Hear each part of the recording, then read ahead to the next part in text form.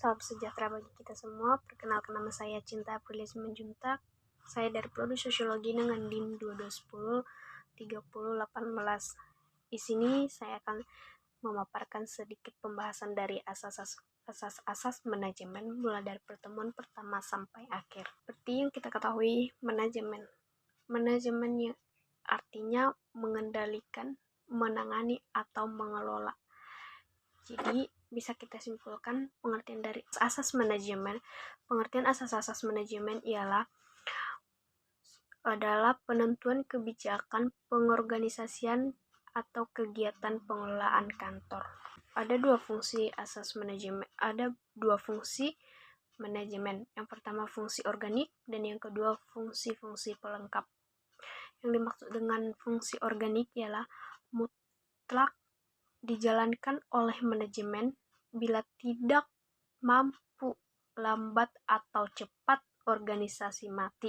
Dan yang kedua, fungsi-fungsi pelengkap. Fungsi-fungsi pelengkap ialah tidak mutlak sebaiknya dilaksanakan karena pelaksanaan fungsi-fungsi itu dengan baik akan meningkatkan efisiensi, memperlancar usaha, pencapaian tujuan dengan efisien, ekonomis, dan efektif. Contohnya budaya organisasi, tata ruang kantor, dan lain sebagainya. Sebuah asas manajemen ada yang namanya perencanaan atau planning. Arti perencanaan.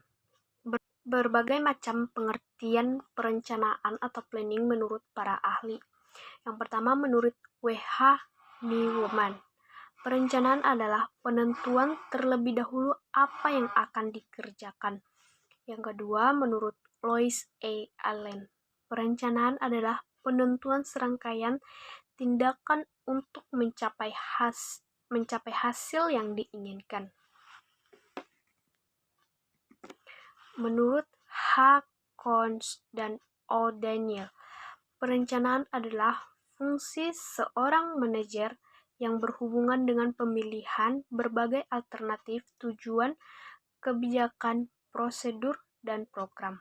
Menurut So dan Pesyagian, perencanaan adalah keseluruhan proses pemikiran dan penentuan secara matang hal-hal yang akan dikerjakan di masa yang akan datang dalam rangka pencapaian tujuan yang telah ditentukan. Menurut Georgi R. Terry, perencanaan adalah pemilihan fakta-fakta dan usaha menghubungkan antara satu dengan yang lain, kemudian membuat perkiraan dan peramalan tentang keadaan dan perumusan tindakan untuk masa yang akan datang yang sekiranya diperlukan untuk mencapai hasil yang dikehendaki. Jadi kesimpulannya adalah perencanaan adalah pola perbuatan yang menggambarkan di muka hal-hal yang akan dikerjakan di kemudian. Ada beberapa fungsi perencanaan. Yang pertama, interpretasi, forecasting, koordinasi, ekonomis, pedoman, kepastian, preventive control. Yang dimaksud dengan interpretasi adalah dapat menjelaskan, menguraikan, dan menjabarkan kebijakan umum atau yang disebut general policy dari bentuk kerjasama atau manajemen. Yang dimaksud dengan ada beberapa fungsi perencanaan. Yang pertama, interpretasi. Yang kedua, forecasting. Yang ketiga, koordinasi. Yang keempat, ekonomis. Yang kelima, pedoman. Yang keenam, kepastian. Yang ketujuh, preventif. Adapun yang dimaksud dengan interpretasi adalah dapat menjelaskan, menguraikan, dan menjabarkan kebijakan umum atau general policy dari bentuk kerjasama atau manajemen. Yang kedua, forecasting. Forecasting adalah dapat memperhitungkan keadaan dan situasi di masa yang akan datang. Yang ketiga, koordinasi. Sebagai alat koordinasi seluruh kegiatan manajemen. Yang keempat, ekonomis. Ekonomis adalah mengandung prinsip ekonomis atau hemat agar kegiatan manajemen efisien. Pedoman adalah jadi pedoman, patokan, atau pegangan pelaksanaan perencanaan dimaksud. Keenam, kepastian. menetapkan di muka hal-hal yang akan dikerjakan, kemudian secara pasti tidak coba-coba. Ketujuh, preventive control, alat pengontrol dan penilaian agar terhindar dari penyelewengan dan pemborosan, baik waktu, tenaga, biaya, maupun fasilitas manajemen. Ada juga yang disebut dengan prinsip-prinsip asas manajemen. Yang pertama, kontributor. Kontributor ini disebut sebagai membantu tercapainya tujuan manajemen. Dan yang kedua, primary activity. Primary activity adalah kegiatan pertama dari seluruh kegiatan manajemen.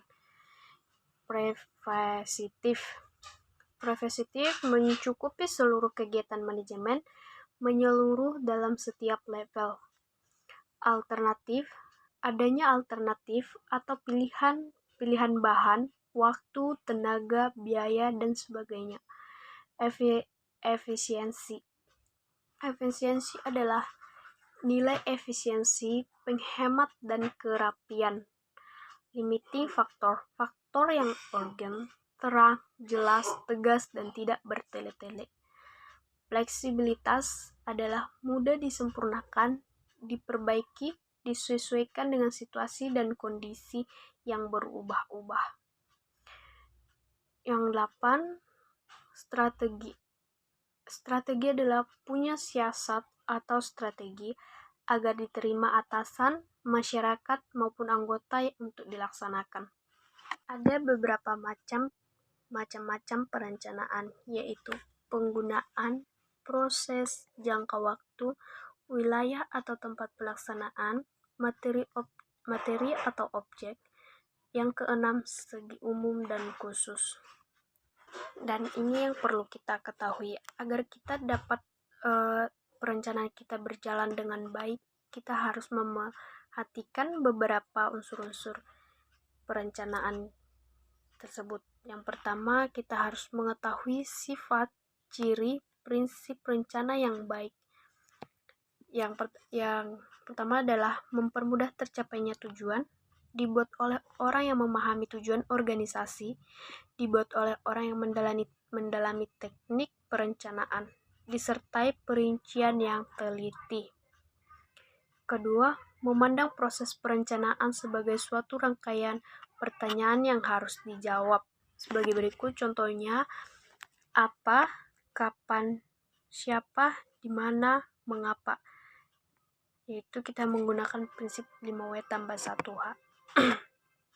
Yang ketiga, memandang proses perencanaan sebagai suatu masalah yang harus dipecahkan dengan mempergunakan teknik-teknik ilmiah.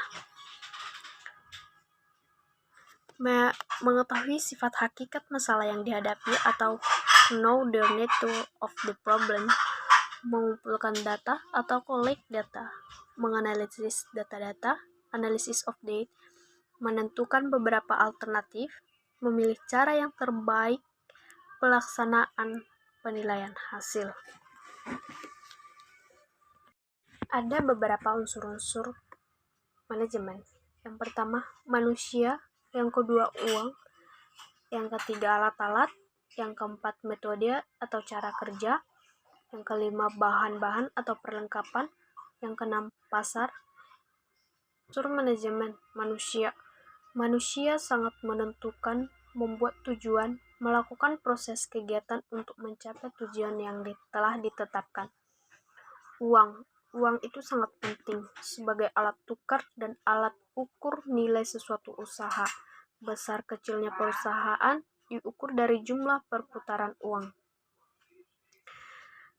Yang ketiga, alat-alat. Peranan mesin sebagai alat bantu kerja, mempermudahkan pelaksanaan pekerjaan, memberikan keuntungan terhadap tenaga kerja. Yang keempat, metode atau cara-cara kerja. Tercapai atau tidaknya tujuan sangat tergantung kepada cara melaksanakannya. Dengan cara kerja yang baik akan memperlancar dan mempermudah jalannya pekerjaan. Yang kelima, bahan-bahan atau perlengkapan. Manajemen ada karena adanya kegiatan manusia secara bersama-sama untuk mengurus material. Yang keenam, pasar. Fungsi pasar sangat penting untuk memasarkan barang-barang hasil produksi suatu kegiatan usaha. Pasar penting dikuasai demi kelangsungan proses kegiatan badan usaha. Dan ada juga yang disebut dengan teori manajemen. Teori manajemen yang pertama adalah scientific management atau teori insentif 1903. Produktivitas dan memudahkan pekerjaan, perlu dikembangkan metode kerja dan standar kerja. Muncul time and motion, studi gerak dan waktu dalam melaksanakan pekerjaan. Prinsip-prinsip kerja, setiap orang dalam organisasi, tinggi atau rendah, harus diberi perlengkapan kerja yang standar dan insentif yang tinggi agar hasil kerja yang berkualitas. Yang kedua, teori hubungan manusia, Human Relation tahun 1930. Sanggahan teori finansial untuk meningkatkan produktivitas kerja, hubungan yang dinamis dan harmonis. Yang ketiga, behavior science atau teori perilaku tahun 1950. Gabungan dari teori insentif dan teori hubungan manusia, psikologi, sosiologi, ilmu politik, dan ekonomi. Yang ketiga, teori perilaku tahun 1950. Produktivitas kerja individu akan membawa produktivitas kerja organisasi dan tergantung pada perilaku orang-orang dalam organisasi. Perilaku orang akan tergantung pada kebutuhannya. Untuk meningkatkan produktivitas organisasi, tingkatkan produktivitas individu, berikan insentif sesuai dengan tingkat kebutuhannya. Dalam asas manajemen ada juga yang disebut dengan pengorganisasian atau organizing, yang artinya organisasi. Menurut James Dimoni, organisasi adalah bentuk setiap perserikatan manusia untuk mencapai tujuan bersama. Ada yang disebut dengan hakikat organisasi. Sebagai alat manajemen, organisasi dapat ditinjau dari dua sudut pandang, yaitu organisasi sebagai wadah atau relatif statis, tempat di mana kegiatan-kegiatan manajemen dilaksanakan. Kedua, organisasi sebagai proses atau dinamis, interaksi antara orang-orang di dalam organisasi atau formal dan informal. Unsur-unsur organisasi. Unsur-unsur organisasi ada dibagi menjadi 3 bagian, yaitu kelompok orang, kerjasama, tujuan bersama. Fungsi organisasi.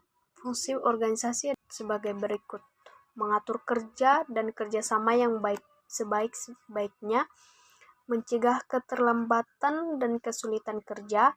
Yang ketiga, mencegah kesimpangsiuran kerja. Yang keempat, menentukan pedoman-pedoman kerja. Prinsip-prinsip organisasi. Ada 12 prinsip organisasi, yaitu sebagai berikut. Menetapkan tujuan, the objective, kesatuan arah, kesatuan perintah, keseimbangan antara wewenang dan tanggung jawab, pembagian tugas, struktur organisasi, pola dasar organisasi, adanya jaminan jabatan, balas jasa yang diberikan kepada setiap orang, penempatan orang yang sesuai dengan keahlian, batas kemampuan pengawasan, dan yang ke-12 adalah koordinasi. Adapun bentuk-bentuk organisasi sebagai berikut: lini atau garis, line organization, suatu bentuk organisasi di mana kepala eksekutif atau chief eksekutif dipandang sebagai sumber wewenang tunggal. Segala keputusan atau kebijakan ini tanggung jawab ada pada satu tangan. Sifat atau ciri organisasi. Organisasi kecil, jumlah pegawai sedikit, Pemilik biasanya menjadi pemimpin tertinggi dalam organisasi.